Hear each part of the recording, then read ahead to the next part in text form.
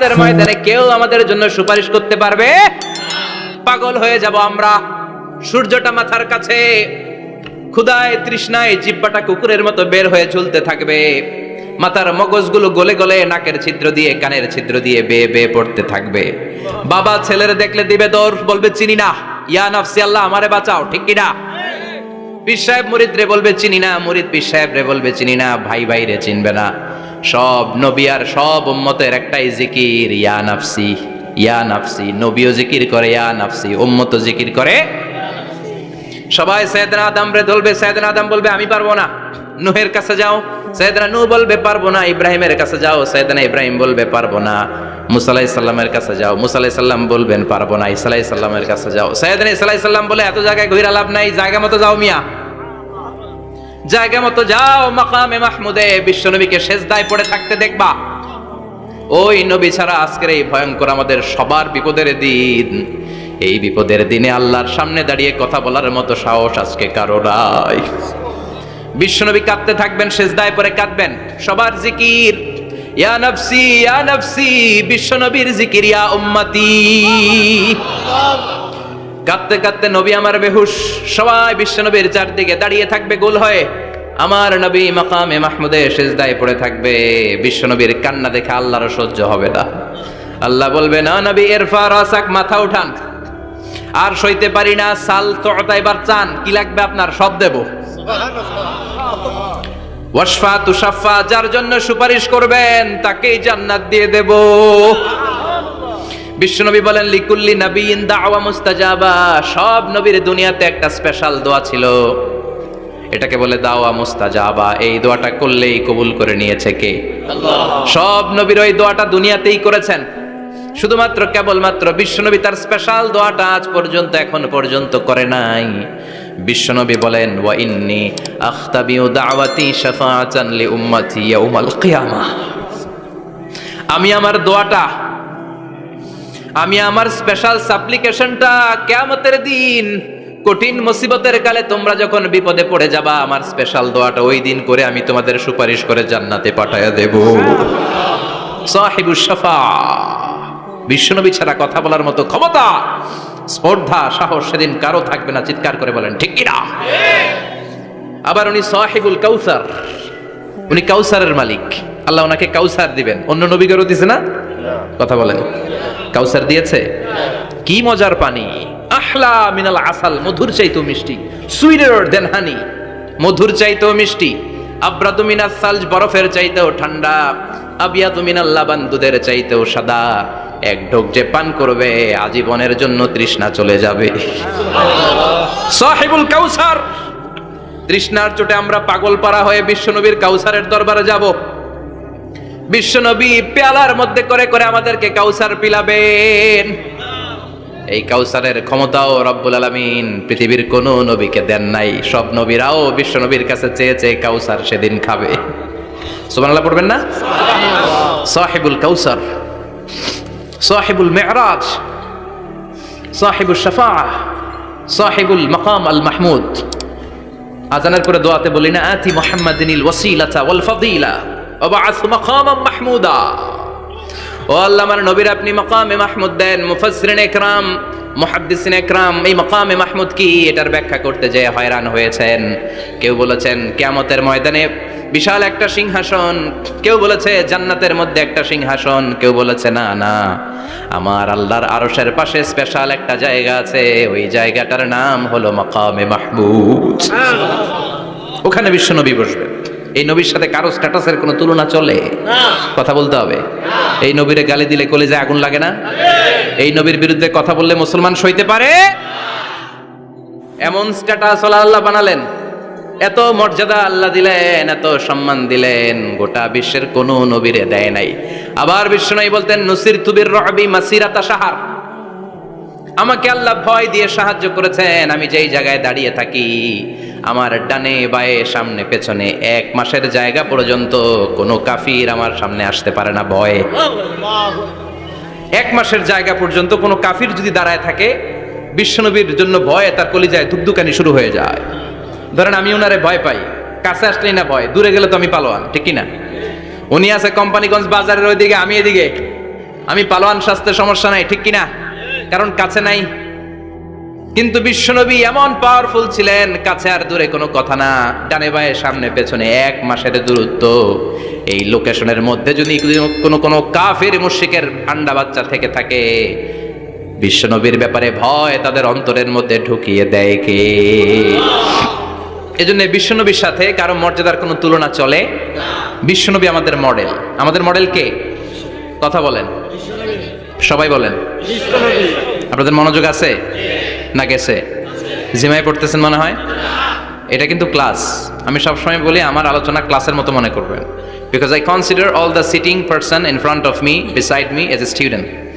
আমি যখন কথা বলি সবাইকে আমি স্টুডেন্ট ভাবি, আমাকে শিক্ষক ভাবি।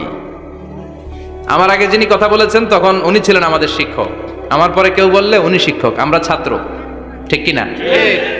কোরআনের ছাত্র হয়ে বাঁচলেও লাভ, মরলেও লাভ, ঠিক কিনা? হাতি মরলেও লাখ টাকা, ঠিক কিনা? কোরআনের স্টুডেন্ট বাঁচলেও লাভ, কোরআনের ছাত্র হয়ে মরলেও। এজন্য শেষ পর্যন্ত মনোযোগের সাথে কথাগুলো শুনতে হবে জীবন পরিবর্তন করার জন্য। রাজি আছেন তো? ঘুমে ধরে নাই তো? কষ্ট হলে আমাকে জানাবেন। কষ্ট হচ্ছে না তো? তাকবীর পড়েন, লিল্লাহে তাকবীর, লিল্লাহে তাকবীর। বিশ্বনবী আমাদের মডেল, ঠিক কিনা? সবাই একমত? দ্বিমত নাই কেউ? অন্য কেউ আমাদের মডেল নাই? শাহরুখ খান, আমির খান, সালমান খান, হিরো আলম। ব্যাপার কি? হিরো আলমের কথা শুনে এত হাসি কেন? মডেল না সে? কেউ আমাদের মডেল না। আমাদের মডেল হচ্ছে বিশ্বনবী, ঠিক কিনা? এজন্য আসুন বিশ্বনবীর জীবনী থেকে কিছু মেসেজ আমরা নেই, কিছু শিক্ষা আমরা নেই, যাতে করে জীবনটাকে এনলাইটেন করা যায়, আলোকিত করা যায়। আমরা এই মাহফিলগুলোতে এসেছি আলোকিত হতে, নাকি? আলোকিত মানুষ হয়ে ফিরে যাব। এসে কিছু স্লোগান দিব, হুজুরের চেহারা দেখবো, হুজুরের সাথে মুসাফা করার জন্য। No, no way. এগুলোর জন্য মাহফিল নয়। Consider this programme as a class, as a seminar. স্পিকাররা আসবে, কোরআন সুন্নাহর আলোকে কথা বলবে, এগুলো আমরা শুনবো, নোট ডাউন করব, মানার চেষ্টা করব, ঠিক কিনা? মানতে রাজি আছেন তো? সবাই রাজি? সবাই? আল্লাহ তুমি কবুল কর। আজকে বিশ্বনবীর জীবনী থেকে 3টা কথা শুনবো। এই 3টা কথা শুনে মানার চেষ্টা করব, তারপর আমরা একসাথে বিদায় নিব। পড়েন ইনশাআল্লাহ। প্রথমে জানবো আমার নবী দেখতে কেমন ছিলেন। জানতে মনে চায় না? চাঁদের চেয়ে সুন্দর ছিলেন, ঠিক কিনা? চাঁদের চেয়ে সুন্দর তুমি নবী আমার কামলিওয়ালা, চাঁদের চেয়ে সুন্দর তুমি নবী আমার কামলিওয়ালা, দু জাহানের বাদশা তুমি প্যারা নবী সাল্লে আলা, দু জাহানের বাদশা তুমি প্যারা নবী সাল্লে আলা, চাঁদের চেয়ে সুন্দর তুমি নবী আমার কামলিওয়ালা, ঠিক কিনা? আমরা হাদিসের আলোকে দেখার চেষ্টা করবো আসলে তিনি কতটা সুন্দর ছিলেন। তাহলে প্রথমে শুনবো উনি দেখতে কেমন ছিলেন, তারপর শুনবো ওনার আচরণ কেমন ছিল। দেখতে কেমন ছিলেন মানে বাহিরটা কেমন, আর আচরণ মানে ভিতরটা কেমন, ঠিক কিনা? 3 নম্বরে আমরা শুনবো ওনার মেধা, বুদ্ধি, ইন্টেলেকচুয়াল ক্যাপাসিটি কেমন ছিল। কষ্ট হয়ে যাচ্ছে না তো? আলোচনা কঠিন মনে হচ্ছে? তাহলে প্রথমে শুনবো ফিজিক্যাল ক্যারেক্টারিস্টিক্স, তারপরে শুনবো বিহেভিয়ারিয়াল ক্যারেক্টারিস্টিক্স, এন্ড ফাইনালি আমরা শুনবো ইন্টেলেকচুয়াল ক্যারেক্টারিস্টিক্স। প্রথমে শুনবো দেখতে কেমন, তারপরে শুনবো আচরণ কেমন, এরপরে শুনবো বুদ্ধি কেমন। পড়েন ইনশাআল্লাহ। শুনতে রাজি আছেন তো? প্রথম পয়েন্টে আমরা শুনবো আমার নবী দেখতে কেমন ছিলেন। বিশ্বনবী ঈসা ইসলাম দেখতে অনেক সুঠাম একজন মানুষ ছিলেন, শক্তিশালী একজন পুরুষ ছিলেন, অসাধারণ একজন পার্সোনালিটি ছিলেন, ঠিক কিনা? উনি এত শক্তিশালী ছিলেন, বিশ্বনবী বলতেন আমার ডান হাতের ভেতরে আল্লাহ জান্নাতের 40 জনের শক্তি ঢুকিয়ে দিয়েছে। উনি মক্কার সবচেয়ে বড় কুস্তিগির রুকানাকে ধরে মাটিতে 3 বার আছাড় মেরেছেন। শক্তি বেশি না কম? সুবহানাল্লাহ পড়বেন না? বিশ্বনবীর এই বুকটা ছিল উঁচু, পেটটা ছিল চাপা, 6 প্যাক। কয় প্যাক? আপনাকে কয় প্যাক? আমার কয় প্যাক? বিশ্বনবীর 6 প্যাক। তবে শেষকালে একটু গায়ে গোশত বেড়ে গিয়েছিল, কিন্তু ইয়াং অবস্থায় 6 প্যাক। এই মুরাদনগরের জিমনেশিয়াম নাই, আছে ইয়াং ছেলেরা দেখবেন তারা ডায়েট করে, they are on diet in order to keep fit, always fit থাকবা মিয়া। যৌবনকে ধরে রাখতে হবে, ঠিক কিনা? কারণ যুবকরা যদি ভালো পথে চলে ভালো থাকবে বাংলাদেশ, যুবক যদি পথ হারায় হায় হায় করবে বাংলাদেশ, ঠিক কিনা? যুবকদের মধ্যে আছে প্রাণ ঢালা শক্তি আর উচ্ছ্বাস, তাদের গায়ের রক্ত গরম, তারা চাইলে অনেক কিছু করতে পারে। এই যে কিছুদিন আগে কোটা বিরোধী আন্দোলন হলো, নিরাপদ সড়ক চাই আন্দোলন হয়েছে না? আমি অবাক হয়েছি, আমি মালয়েশিয়াতে ছিলাম, ছোট্ট ছোট্ট ছেলে মেয়েরা কেমন করে রাস্তায় চলতে হয়, দুঃখজনক হলেও সত্যি আমাদের পুলিশ পোশাকি বাহিনী করে দেখাইতে পারে নাই। ছোট্ট ছোট্ট শিশুরা আমাদেরকে লজ্জিত করেছে, চিৎকার করে বলেন ঠিক কিনা? কিন্তু এত সুন্দর ইনিশিয়েটিভ নেয়ার পরে আমাদের পক্ষ থেকে যে আচরণ পাওয়ার কথা ছিল এটা তারা পায় নাই। কথা বলেন। কিছুদিন আগে নোয়াখালী বিজ্ঞান ও প্রযুক্তি বিশ্ববিদ্যালয়ে আমি দেখে অবাক, সেখানকার যুবকরা ইনিশিয়েটিভ নিয়েছে যে হাজার হাজার ছেলে মেয়েরা ভর্তি পরীক্ষা দিতে আসবে, এদেরকে আমরা ফ্রিতে খাওয়াবো, ফ্রিতে থাকতে দেব। নোয়াখালী করে গালি দিয়েন না, আগে আগমত করে দেখান। অসাধারণ কাজ করেছে, গোটা বিশ্ব দেখেছে, ঠিক কিনা? কুমিল্লার সন্তানরাও পারে, চট্টগ্রামের ছেলেরাও পারে, বরিশালের ছেলেরাও পারে। যুবকদেরকে শুধু এক হতে দেয়া দরকার। যুবকরা যদি এক হতে পারে তাহলে সমাজে আর কোনো অন্যায় অনাচার থাকতে পারে না। বিশ্বনবী যখন যুবক একটা সংগঠন করেছিলেন, নাম হালাফুল ফুদুল করেছিলেন। ওনার বয়সের 15-20 বছরের সবাইকে এক প্ল্যাটফর্মে নিয়ে এসেছেন, হাতে হাত রেখে শপথ করেছেন, দে টুক অ্যান ওথ, কোনো টেন্ডারবাজি চলবে না, চাঁদাবাজি চলবে না, মাস্তানি চলবে না, ইফটিজিং চলবে না, মেয়েদের ওন্না ধরে টানাটানি চলবে না, খাদ্যে ভেজাল চলবে না, ওজনে কম চলবে না, অন্যায়গুলো সমাজ থেকে দূর করে দিতে হবে। চিৎকার করে বলেন ঠিক কিনা? এজন্য যুবকরা যদি ইসলাম মানে ভালো থাকবে বাংলাদেশ, যুবকরা যদি কোরআন মানে নিরাপদে থাকবে আমার লাল সবুজের পতাকা। এজন্য যুবকদেরকে সংঘবদ্ধ হতে হবে, যুবকদের জন্য ইসলাম প্র্যাকটিস করার সুযোগ আমাদের জন্য বাড়াইতে হবে।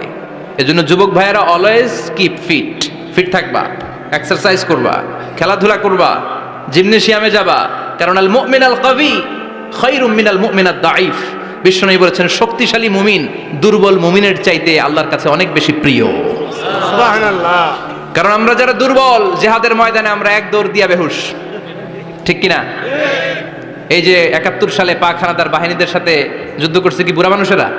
না, আমার দামাল ছেলেরা, যুবক ভাইয়েরা। বিশ্বনবী সাল্লাল্লাহু আলাইহি ওয়াসাল্লাম অলওয়েজ ফিট থাকতেন। আমরা শুনছিলাম উনি দেখতে কেমন ছিলেন, 6 প্যাক ছিলেন। কি ছিলেন?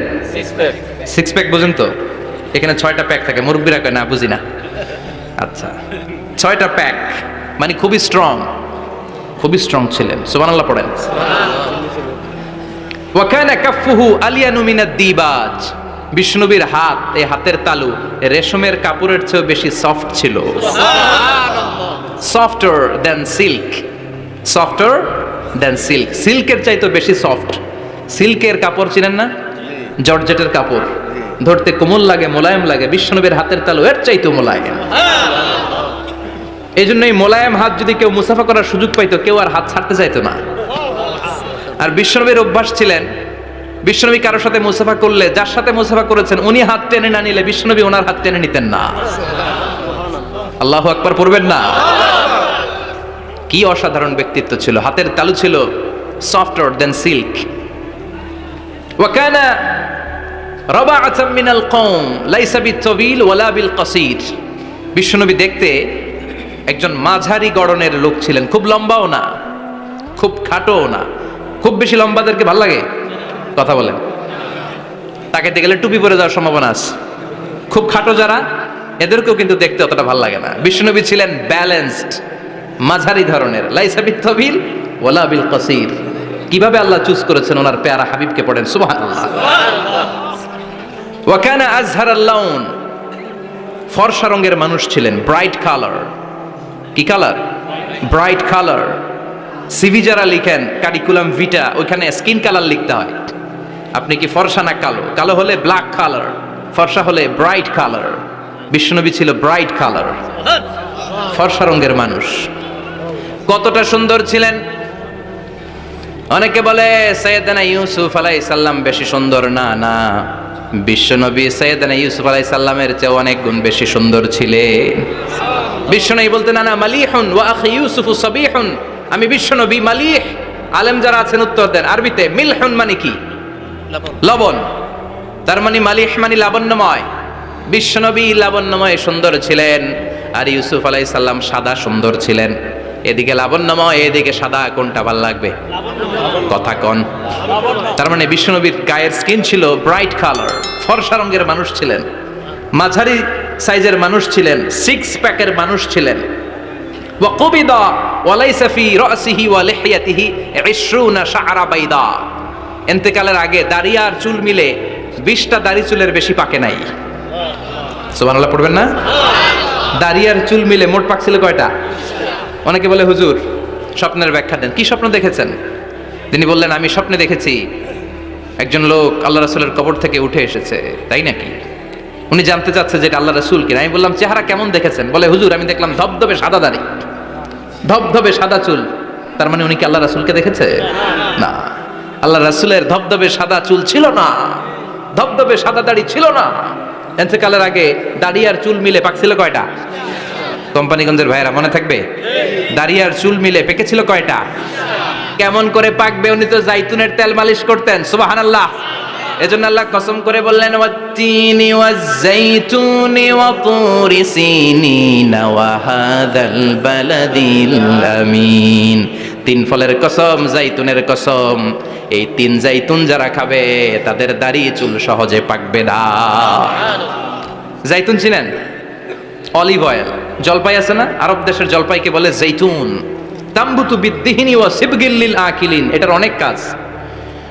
এটা খাওয়া যায়, মালিশ করা যায়, আবার এই জাইতুনের ডাল ভেঙে মেসওয়াকও করা যায়। বলেন ঠিক কিনা? বিশ্বনবী বলতেন, নি'মাস সিওয়াকিয়া জাইতুন। জাইতুনের ডালের মেসওয়াক কতই না চমৎকার মেসওয়াক। ফাইন্নাহা সিওয়াকি ওয়া সিওয়াকুল আম্বিয়া মিন ক্বাবলি। কেননা জাইতুনের ডাল আমার মেসওয়াক, আর আমার আগে যত নবী দুনিয়া এসেছে সব নবীরা জাইতুনের ডাল দিয়ে মেসওয়াক করেছে। এই জাইতুনের তেল আপনারা বাজারে পাবেন। অলিভ অয়েল বলে জিজ্ঞেস করলেই দিয়ে দিবে। কি অয়েল? এটা দাড়িতে মাখলে দাড়ি পাকে না, দেরিতে পাকে। চামড়ায় লাগালে ম্যাসেজ করলে চামড়ার ভাঁজগুলো পড়বে না, আপনার স্কিন সুন্দর থাকবে। বিশ্বনবী এটা মাখতেন। এজন্য দাড়ি আর চুল তেমন একটা পাকে নাই। আওয়াজ করে পড়তে হবে আল্লাহু আকবার। তুলুশ শাআর ইলা শাহমাতাইল উযুন। এবার শুনি বিশ্বনবীর চুল কেমন ছিল। বিশ্বনবীর চুল মাঝে মাঝে এই কানের লতি বরাবর আসতো। ইলা শাহমাতাইল উযুন মানে বড় চুল রাখতেন। হেয়ার কাটটা ছিল লং হেয়ার কাট, মাঝে মাঝে কানের লতির মাঝামাঝি, আর কখনো কখনো কাঁধ বরাবর। ইলাল মানকিবাইন, তিন সিস্টেমে রাখতেন। কানের মাঝ, কানের লতি, কাঁধ বরাবর। ইয়াংরা মহা খুশি যে বড় চুল রাখার দলিল পাইছি। সুন্নতের নিয়তে রাখতে হবে, একটা ভদ্র কাটিং হইতে হবে। আর ইউনিভার্সিটি আর স্কুলের স্টুডেন্ট হলে ইউনিভার্সিটির ড্রেস কোড, হেয়ার কাট মেনে চলতে হবে, ঠিক কিনা? আর সুন্নাতের নিয়তে যদি রাখতে চাও একটা ভদ্রতা থাকতে হবে, একটা সৌন্দর্য থাকতে হবে। ইদানিং অনেক ছেলেরা খুব অদ্ভুত কাটিং দেয়। এই হেয়ার কাটগুলো নিষিদ্ধ। একটা হেয়ার কাট আছে কাজাহ, নাহা রাসূলুল্লাহি আনিল কাজাহ। বিশ্বনবী কাজাহ কাটিং দিতে নিষেধ করেছেন। কাজাহ মানে চুলের কিছু অংশ ট্রিম করে চামড়ার সাথে লাগানো, কিছু অংশ বড় বড়, এরকম আছে না নাই? এটারে আমি বলি ঘোড়া কাটিং। কি কাটিং? ঘোড়া কাটিং। ঘোড়ার মাথায় এরকম লম্বা চুল আছে না নাই? কেউ যদি এখানে থেকে থাকো মাইন্ড করো না, নেক্সট ডে আর এই হেয়ার কাট নিবা না, ঠিক কিনা? রাজি আছি তো? আমার যুবকরা পছন্দ করে বেশি, আমিও পছন্দ করি ওদেরকে খুব বেশি। ওরা আমার কথা বুঝে বেশি, আমিও ওদের হৃদয়ের কথা বুঝি বেশি। এজন্য এগুলো ভালোবেসে বলি। যদি কেউ নিয়ে থাকো এই নিষিদ্ধ হেয়ার কাট, সামনে আর নিবা না। ইনশাআল্লাহ পড়ো। আর জোরে ইনশাআল্লাহ। ওয়া কানা ইউফাররিকু বাইনা শা'রি। চুলের মাঝখানে বিশ্বনবী সিঁথি করতেন। আপনারা কাজী নজরুল ইসলামের ছবি দেখেছেন? দেখবেন যে উনি মাঝখানে সিঁথি করতেন। বিশ্বনবী এভাবে মাঝখানে সিঁথি করে সিঁথির মাঝখানে আতর ঢেলে দিতেন। কেন ঢেলে দিতেন? যেখানেই সেজদা দিতেন ওই জায়গায় আতরের ঘ্রাণে আমোদ হয়ে যেত। আরিদুস সদর, বুকটা ছিল প্রশস্ত।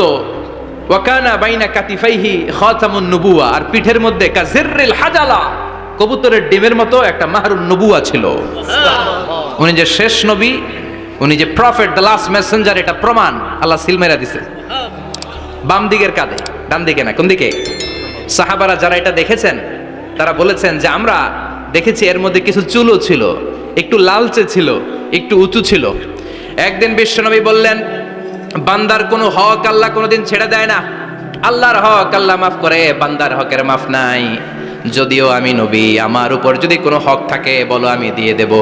কোন সাহাবী দাঁড়ায় না। এক সাহাবী দাঁড়িয়ে বললেন, নবী, যুদ্ধের ময়দানে চাবুক চালানোর সময়, লাঠি চালানোর সময় এক কাফেরকে মারতে যেয়ে আপনার লাঠির বাড়ি আমার পিঠের মধ্যে পড়েছে। আপনি যেহেতু এই কেসাসটা আদায় করতে চান, আপনার পিঠে আমি লাঠির বাড়ি মেরে এটারে শোধবোধ করে দিতে চাই। সাইয়েদনা ওমরে ফারুক হাতের জামা এরকম পড়তে শুরু করছে, আয় এদিকে আয়, তোরে শোধবোধ করাই। বিশ্বনবী বললেন, ওমর রাখো, এটা বান্দার হক, মিটাতে দাও। বিশ্বনবী বললেন, আসো, তুমি এসে আমার পিঠে লাঠি দিয়ে চাবুক দিয়ে বাড়ি মারো। সাহাবী বলে, ও নবী, তখন দুর্ভিক্ষের সময়ের যুদ্ধ ছিল, আমাদের গায়ে জামা ছিল না। যখন আপনি আমার চাবুকটা পিঠের মধ্যে মেরেছেন, আমার পিঠে তখন জামা ছিল না। আপনি যদি যথা নিয়মে কেসাসটা আদায় করতে চান, আপনার জামাটা খুলেন, খালি পিঠের মধ্যে বাড়িটা মারিস। এবার আর ওমরে ফারুককে ধরে কে? এদিকে আয়, তোরে দেখাইতেছি। বিশ্বনবী বললেন, ওমর থামো, মারতে দাও। বিশ্বনবী উনার জুব্বাটা উপরের দিকে উঠালেন, পিঠের মধ্যে বাড়ি দেওয়ার জন্য ওই সাহাবীকে ডাকলেন। ওই সাহাবী বিশ্বনবীকে পিছন দিক থেকে জড়িয়ে ধরে ওই মোহরে নবুয়তের মধ্যে চুমু দিয়ে ফেলেছে। সাহাবী বললেন, নবী গো, এই নাটক করার জন্য আপনি আমারে মাফ করে দিয়েন। আপনি বিশ্বনবী, উদম গায়ে আপনারে দেখা যায় না, খালি গায়ে আপনারে দেখা যায় না। শুনেছি আপনার পিঠের মধ্যে মোহরে নবুয়ত আছে। অনেক দিনের সাধনা, জল্পনা কল্পনা, আপনার মোহরে নবুয়তে আমার ঠোঁটটা আমি লাগাবো। আপনার মোহরে নবুয়তের মধ্যে আমার ঠোঁটটা লাগিয়ে আমার ঠোঁটটারে আমি জাহান্নাম থেকে পরিত্রাণ করাবো। এজন্য প্ল্যান প্রোগ্রাম করে এতক্ষণ আপনার জামাটা খুলতে বলেছি। আপনার উপরে আমার কোনো হক নাই। আমার আব্বা আম্মা, আমার সম্পদ, আমার জীবন আপনার জন্য কোরবান গো নবী।